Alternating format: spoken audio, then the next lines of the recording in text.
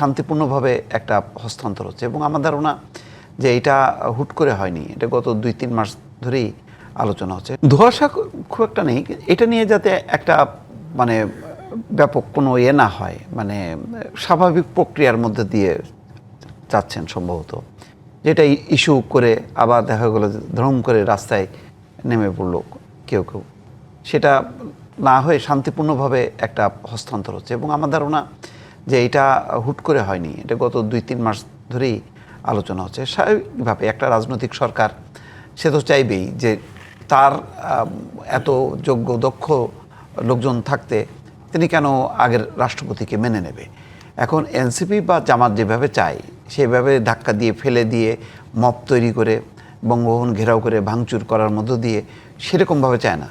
তারা বলছে কি, বিএনপি কি বলছে যে এটা রাষ্ট্রপতি শুধু ব্যক্তি না, একটা প্রতিষ্ঠান। তো একটা প্রতিষ্ঠান দরকার হলো রাষ্ট্রকে রক্ষা করার জন্য, সংবিধানকে রক্ষা করার জন্য। তো সেই হিসাবেই যেহেতু পরিবর্তনটা হয়েছে সাংবিধানিকভাবে, সেখানে তার কাছে শপথ নেওয়া হয়েছে, সুতরাং ওই ধারাটা যাতে বজায় থাকুক। এখন আমি শপথ নিলাম, আবার ধুম করে বললাম যে তোমাকে এখনই বঙ্গভবন থেকে নামতে হবে, তোমার গ্রেপ্তার। এর আগে আবার এই রাষ্ট্রপতি বলেছেন যে আমি এখান থেকে চলে যেতে চাই, মানে নতুন সরকার যদি আসে তারা অনুরোধ করলে তিনি চলে যেতেও আগ্রহী। হ্যাঁ, আগেও যদি বলতো তাহলে উনি যেতেন। বিএনপি বলেনি, বিএনপি যখন মনে করছে যে না তারা আস্তে আস্তে সব গুছাই ফেলছে, এখন তাদের রাষ্ট্রপতির দরকার। সেক্ষেত্রে মনিরা শারমিন যে অভিযোগটি করেছেন, মানে এই বিএনপি এসে তারা যখন এই তত্ত্বাবধায়ক সরকার আমলটা পর্যন্ত থাকবেন সেই সময় তারা দলীয় রাষ্ট্রপতি নিয়োগ করতে চান, সেই অভিযোগটাকে আপনি কিভাবে দেখছেন? নগদ নিয়ে এলো হার না মানা হার অফার। সর্বনিম্ন 10,000 টাকা রেমিটেন্স নগদে পাঠালে থাকছে স্বর্ণের হার জেতার সুযোগ। রাষ্ট্রপতির বিষয়টা যে ঐকমত্য কমিশনের যে এজেন্ডা সেটা তো এখনও নির্ধারিত হয়নি, যেহেতু এখনও এটা সলভ হয়নি। সুতরাং এখন করণীয় কি? এখন আগের ফরম্যাটেই রাষ্ট্রপতি থাকবেন সেইভাবে, কিন্তু এখন বিএনপির জায়গায় বিএনপি কেন আনছে? এখনও যে এই রাষ্ট্রপতি থাকলেও যা বিএনপির নিযুক্ত যে রাষ্ট্রপতি আসবেন সেও তো একই, মানে রাষ্ট্রপতি মোহাম্মদ শাহাবুদ্দিন যা করছে, ডক্টর মঈন খান হোক বা আব্দুল আল মিন্টু হোক বা মির্জা ফখরুল ইসলাম আলমগীর হোক, তারা তো একই ফাংশনই করবে।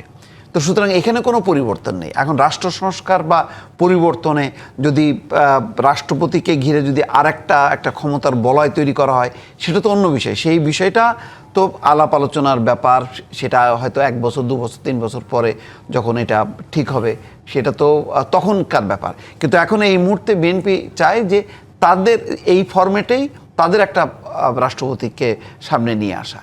তো সেই কাজগুলি হচ্ছে, কিন্তু এটাকে নিয়ে কোনো উত্তেজনা তৈরি করা, একটা বিশেষ পরিস্থিতি তৈরি করা, সেইটা বিএনপি করতে চায় না। কারণ গত 18 মাসের অভিজ্ঞতা, এই দফায় দফায় প্রতি মাসে মাসে বা দিনে দিনে যে ধরনের মব, যে ধরনের একটা উত্তেজনা, তার অবসান রাষ্ট্রপতিকে ঘিরেও আমরা মব হতে দেখেছি। হ্যাঁ, হয়েছে। সেই কারণে এখন